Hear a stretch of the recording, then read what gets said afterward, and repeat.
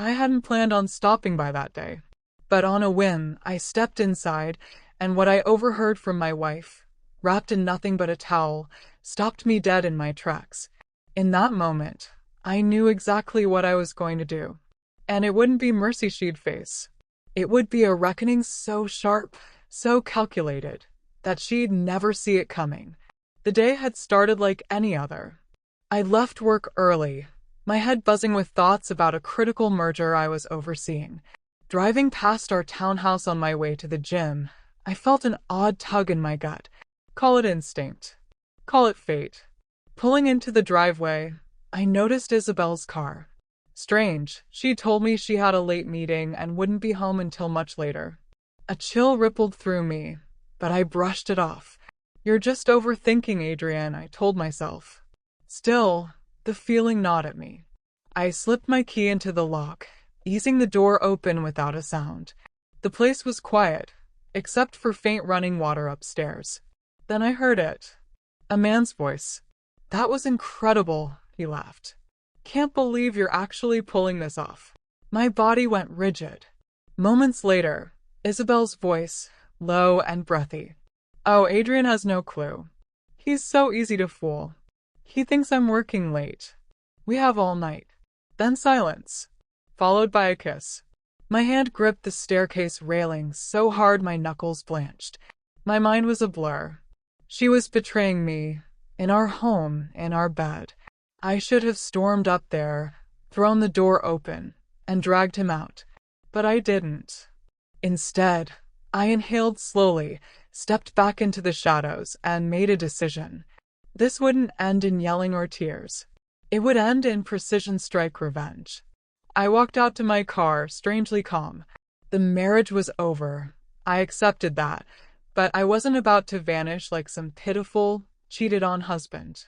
No, Isabel had made one fatal mistake. She'd underestimated me. I pulled out my phone and called Luca, my best friend and a genius with digital security. Luca, I said, my tone icy. I need you to find something for me. A pause. What's going on, Eden? He asked carefully. My wife's cheating. I want proof, every detail. Silence. Then, I'm on it. Within 2 days, Luca delivered. Texts, call logs, hotel receipts, even footage from our home security cameras. It was undeniable. But divorce alone was far too generous. She wasn't just going to lose me. She was going to lose everything. Her image, her safety net, her pride. Step 1 was psychological.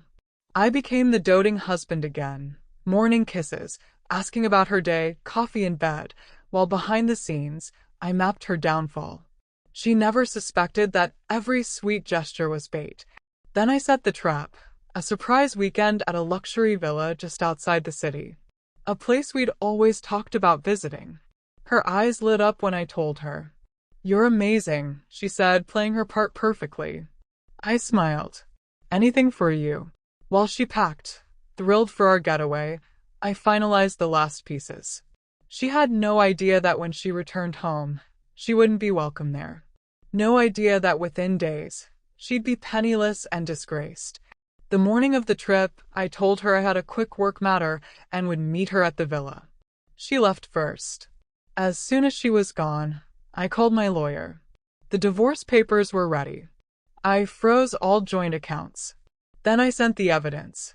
Every message, every meeting, every kiss to her family, her friends, and her workplace. Her spotless reputation collapsed in an instant. At the villa, she found a candlelit table, chilled champagne, and a folder. Opening it, she expected a love note or an itinerary. Instead, printed texts, surveillance photos, and divorce papers. On top, my handwritten note. I stopped by unexpectedly and heard something I can't unhear. You never saw this coming. Consider this my parting gift. I never went to the villa. I never called. I just shut off my phone and let her sit there, forced to stare at the remains of our marriage in black and white. Meanwhile, I finished phase 2.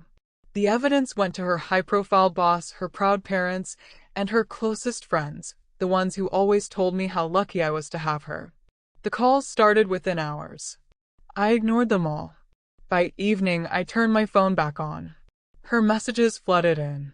Eden, please, we need to talk. My cards aren't working. Did you do this? Why is my mom crying? Eden, what have you done? I sent one reply. Me? You'll find out soon enough. Then I blocked her. When she returned home, she found her suitcases on the lawn and a moving truck waiting. Her parents stood there, faces etched with disappointment. Her mother's voice trembled. We saw everything, Isabel. Her father's glare was pure contempt. You had a good husband, a good life, and you threw it away. For what? Something meaningless. Tears welled in her eyes. Dad, please. Eden sent us everything, he cut in. Do you have any idea how ashamed we are? She spun toward me. You did this. I crossed my arms. No, Isabel. You did this. I just made sure you paid for it. This is my house too, she snapped. Not anymore, I said evenly. I had the deed transferred weeks ago. And you didn't notice, just like you didn't notice when I emptied our accounts. Her face crumpled. You can't do this to me. I shrugged. Already did. It didn't stop there. She lost her job. Her boss wanted nothing to do with scandal. Her so-called friends disappeared. They'd been my friends all along. Even her lover vanished the moment the comfort and status were gone. 3 days later, one last message. Eden, I have nowhere to go. I made a mistake. I miss you. Please, we can fix this. I didn't respond. Because she finally understood. She'd been so sure I'd always be there. 2 weeks later, I sat in my new office, a promotion under my belt, a new city ahead. No trace of Isabel in my life, and I'd never felt lighter. Scrolling through social media, I saw her. Alone in a dingy cafe, exhausted, defeated. The caption, some mistakes can never be undone. Damn right, I murmured, leaning back with a satisfied smirk. Revenge had been served, and Isabel was ice cold. Because infidelity isn't just a betrayal of love, it's the shattering of trust. And when the person you betrayed walks away without a backward glance, that's when you finally realize you've lost.